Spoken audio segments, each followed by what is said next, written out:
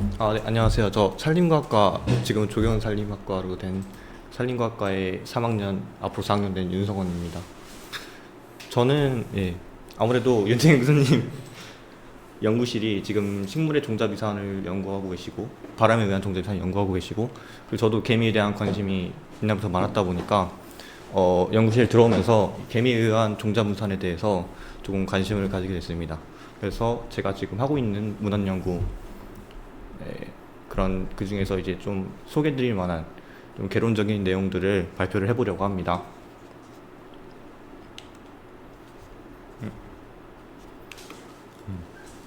목차는 이렇게 되고요. 어, 처음에 일단 종자분산이 뭔지부터 설명해서 그다음 마지막으로는 이제 침입종의 종자분산이 어떤 영향을 끼치는지 그런 것들까지 좀 설명을 해보겠습니다. 일단 종자분산 앞에서도 설명을 많이 해주셨는데 당연하게도 식물의 종자가 분산되는 메커니즘을 이렇게 여러 가지 그 매개체별로 이렇게 나눠서 분류를 하고 있습니다. 그 중에서도 이제 동물을 위한 종자 분산 중에 오직 개미에 의해서 분산되는 그런 거를 이제 미르메코코리, 개미에 의한 종자 분산이라고 합니다. 여기서 이 미르메코코리에 관련된 식물을 연구해봤을 때 지금까지 발견된 거는 이제 3,000여 종 이상에서 수렴 진화를 했다고 밝혀지고 있고, 그리고 추산했을 때는 10,000종 이상으로 지금 추산이 되고 있습니다.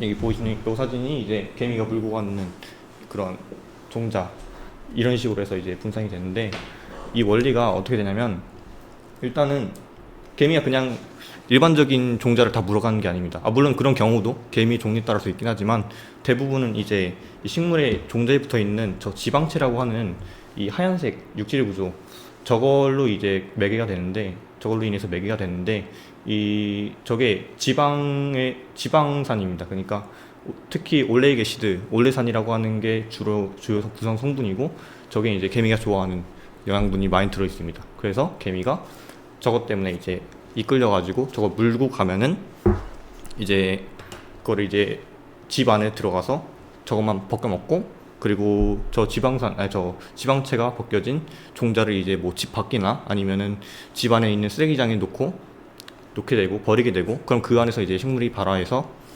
이제 생장을 하게 됩니다. 그럼으로 인해서 이제 개미들에 의해서 식물이 분산이 되는 그런 효과를 가지게 됩니다. 그리고 이거를 이제 이렇게 개미에 의해서 식물의 종자가 분산되는 이런 현상을 크게 세 가지로 나눴습니다. 연구자들이. 일단 첫 번째로는 분산 거리에 초점을 맞춘 거리 분산 가설이 있습니다. 이게 온드림 초본을 대상으로는 가장 많이 연구가 됐는데, 근데 그에 반해서 오히려 온드림에선 가장 효과가 적었고, 그리고 관련된 이에 관련된 식물들이 대부분 남반구에 분포하고 있고, 대부분 이제 경엽수라고 하는 그 약간 왁스층이 두꺼운 그런 식물들이 주로 여기 관련되어 있습니다. 여기 봤을 때 여기 써 있지만 남반구 분산 거리가 온드림의 3배 이상이라는 연구 결과도 있고, 이 가설의 핵심은 이제 아무래도 분산 거리에 초점이 맞춰져 있다 보니까 부모와 자식 간의 세대 간 경쟁이 최소화된다라는 것에 있습니다. 그리고 이제 이거와는 직접적인 연관이 있는 건 아니지만 이제 개미의 크기가 클수록 분산 거리도 늘어나고 운반 가능한 종자의 크기가 커지기 때문에 개미의 종 분포 그 비율에 따라서 식물의 종도 달라질 수 있다. 왜냐하면 식물의 종류에 따라서 그 종자의 크기가 달라지지 않습니까? 그래서 뭐 그런 얘기도 있고, 이걸 이용해서 이제 개미 종 구성이 어떻게 그 분포하고 있는지에 따라서 식물의 종 구성이 어떻게 달라질 수 있는지까지도 이제 연구해볼 여지가 있습니다. 다음은 이제 지지분산 가설이라고 하는데, 이거는 이 가설의 핵심은 이제 식물의 종자에게 이 개미가 운반함으로써 그 식물의 종자가 더 유리한 발화 환경을 갖는다라는 것에 초점이 맞춰져 있습니다. 이 가설도 이제 경합수림이랑 개활지에서 크게 유효하고, 오히려 낙엽수림에선 크게 지지받지 못하는 경향을 가지고 있습니다.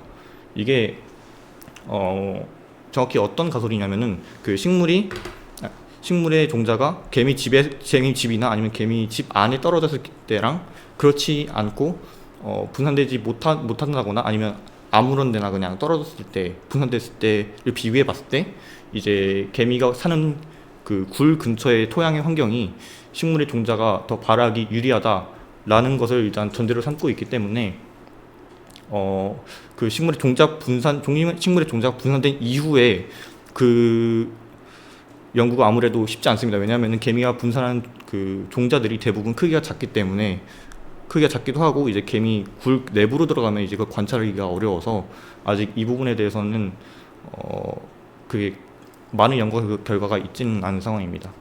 그리고 여기 이것도 이제 남반구 생태계에서 유리하게 지지되고 있어가지고 이제 아무래도 더 열악한 환경에서 더 유리하게 작용한다라는 데이터 해석 결과가 있어서 이것도 이제 위에 있는 이 거리 분산 가설이랑 같은 약간 경향성을 나타내고 있습니다. 다음은 이제 포식자 회피 가설인데, 이게 말 그대로 식물의 종자가 이 개미에 의해서 분산되면은 그 외 식물의 종자를 섭식하는 그런 포식자들로부터 회피를 할 수 있다. 뭐 그런 거에 이제 초점이 맞춰져 있는데, 아무래도 이 미르메코코리에서는 개미가 식물의 종자를 가져가고 운반한 뒤에는 그 종자 자체를 섭식하는 게 아니라 그 지방체만 떼어먹고 종자를 버리기 때문에 식물의 관점에서는 이제 종자의 손실과 파괴를 최소화할 수 있고, 그럼 발화율이 더 올라간다. 그러니까 이제 다른 뭐 여기 사진에 보이는 설치류라든지 아니면 다른 딱정벌레류, 아니면 뭐 그 외 조류의 영향은 적긴 하지만 아무튼 조류 같은 다른 종자 서식자들로부터의 이제 회피, 그런 포식압들이 가장 많이 연관이 되어 있는 그런 가설입니다. 그래서 여기도 설명이 써 있지만 소형 포유류의 포식압이 강한 환경에서는 이런 포식자 회피가 떨어집니다. 그리고 지방체가 발달할수록 이제 지방체가 커질수록 그만큼 그 트레이드 오프에 의해서 그 종자 자체의 크기라든지 아니면은 발화율이라든지 그런 생명력이 줄어들 수 있지 않습니까? 근데 오히려 그 포식자 회피 가설에 따르면은 지금 연구된 결과들을 보면은 오히려 엘라이솜이 있는 게 결과적으로는 그 식물에게 유리하다라는 결과가 있는 걸 보면은 식물의 종자 자체를 커서 종자 자체의 생명력을 올리는 것보다 그 에너지 일부를 엘라이솜에 투자해서 개미에게 의존하는 것이 더 진화적으로 유리하다라는 그런 해석이 있습니다. 그래서 이게 이제 개미에게 먼저 발견된 확률을 늘린 쪽으로 진화를 했다라는 그런 내용을 가지고 있습니다. 그렇다면 이 미르메코코리가 지금까지는 식물의 관점에서 개미에게 제공받는 이익을 위주로 했는데, 그럼 개미에게도 이게 얻어지는 이익이 있어야 이게 상리공생이 이게 적용이 될 거 아닙니까? 그랬을 때 이 미르메코코리가 상리공생인가에 대해서 예전부터 좀 말이 있었습니다. 왜냐하면 식물 관점에서는 이게 종자의 분산과 발화에 관한 것이기 때문에 아무래도 번식 성공도와 가장 직결되어 있는 문제라서 식물의 관점에서는 확실히 그 적합도 편익을 얻는다, 진화를 유도해낼 수 있다라는 얘기가 많지만, 개미 관점에서는 아무래도 식물 종자에 붙어 있는 이 지방체라는 게 여러 가지 그 먹이 원중 하나에 불과하기도 하고, 그리고 식물의 종자 결실과 탈종 시기에 따라서 그 기간이 제한이 되기 때문에 개미의 관점에서는 이게 진화를 이끌어낼 수 있을 만큼의 그런 편익을 제공하지 못한다. 그래서 이 둘의 관계는 그 일반적인 상리 공생이 아니라 선택적인 상리 공생이다라고 지금은 연구의 동향이 지금 그렇게 가고 있습니다. 이거는 이제 기후적 특성에 대해서 관한 연구인데, 이게 보면은 일단은 이거는 세 가지의 개미와 식물 간의 상호작용을 비교한 건데, 첫 번째로 나온 저 도마티움이 보시면 아시겠지만 이 식물 자체적으로 이 내부에 개미가 살 수 있는 환경이 있는 걸 이 도마티아라고 합니다. 그런 형질 자체를 뭐 예를 들어서 국내에는 아직 없지만 흔히 알려진 게 트럼펫 나무라던가 아니면은 쇳불 아카시아 같은 경우가 있는데, 이게 열대 지방에서 거의 독점적으로 분포를 하고 있는 형질입니다. 그 다음은 이 EFN이라고 하는데, 이게 엑스트라 플로랄 넥타리, 그러니까 꽃 외 꿀샘입니다. 벚나무 보면은 벚나무 그 잎자루에 그 꿀샘이 한두 개씩 있잖아요. 그게 바로 이 꽃의 꿀샘인데, 이게 이제 개미가 거기서 꿀을 얻으면서 동시에 이제 뭐 식물을 가해하는 뭐 나비나 나박류의 유충을 쫓아내고 잡아먹어서 이제 그런 식으로 서로 상호작용하는 그런 형질인데, 이것도 이제 열대지방에서 가장 풍부하고 온대지방에서는 그에 비해 떨어진 풍부도를 보일 수 있습니다. 그러니까 얘네 위에 있는 거 두 개 다 다양성의 위도 기울기를 그대로 어느 정도 따라가는 경향성을 보이는데, 그에 반해서 이 미름캐코리 개미에 의한 식물의 종자 분산 형질은 오히려 저위도에서 풍부도가 감소하고 그리고 아열대 지방에서 가장 풍부한 그런 분포 양상을 나타내고 있습니다. 이게 그래서 이 연구에서 이거를 여러 가지 맨 밑에 있는 이게 이제 미름캐코리인데 이 노란색으로 갈수록 이제 더 풍부도가 높은 거를 의미합니다. 네, 보시면 경향성이 완전히 다르게 나타나는데 그래서 이거를 여러 가지 기후적인 요인과 비교를 해봤습니다. 여기서 했을 때 이제 그 계절성 기후가 엘라이손 분포에 굉장히 긍정적인 비례 관계를 나타내고 있고 다른 개미과는 형질과는 다르게요.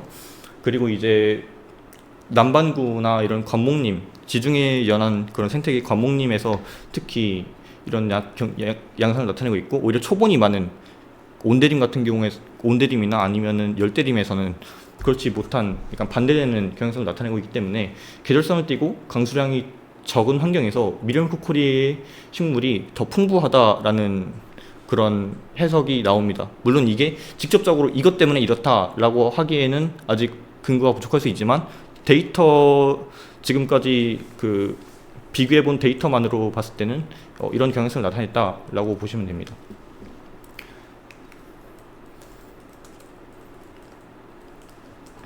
다음은 이제 수학개미에 의한 분산인데 그러니까 엘라이오솜을 크게 두 가지로 분류를 합니다. 엘라이오솜이 아니라 미름코코리를 크게 두 가지로 분류를 합니다.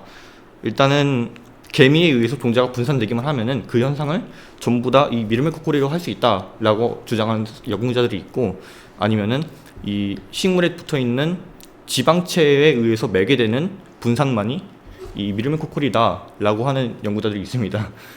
그 중에서 이제 그 엘라이솜이 없는 상태의 종자를 분산하는 그런 현상을 이제 디스주코리라고 하기도 하는데 이게 이제 개미 중에서도 특히 그 종자 자체를 섭식하는 그런 식성을 가진 개미들이 있습니다. 이게 흔히 수박개미라고 하는데 얘들이 이제 평소에는 잘 안 나오다가 국내에선 짱구개미라는 개미가 있습니다. 걔들이 평소에는 잘 안 나오다가 이제 식물의 종자가 많이 결실이 되는 가을에 이게 애들이 기어 나와가지고 일제히 가져간 다음에 이제 그걸 저장해 두고 먹는 습성이 있는데 걔들은 이제 종자 자체를 먹기 때문에 엘라이오솜이 있든 없든 그냥 전부 다 약간 그 광식성의 그런 식성을 가지고 있습니다. 그래서 이거를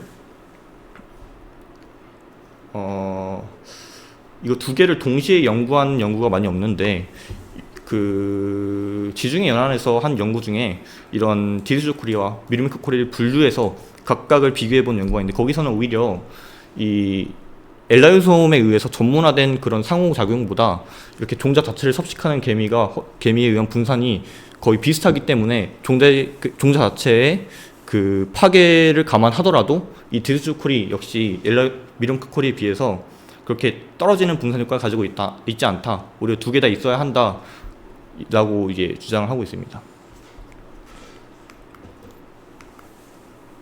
다음은 이제 엘라이오솜이 없는 상태 그리고 종자 분산이 있는데 이거 위에 말씀드렸던 그런 수학개미에 의한 종자 분산이랑 조금 다릅니다. 왜냐하면은 개미가 이 종자 자체를 그렇게 막 엄청 종자 자체 섭식을 그렇게 선호하지 않습니다.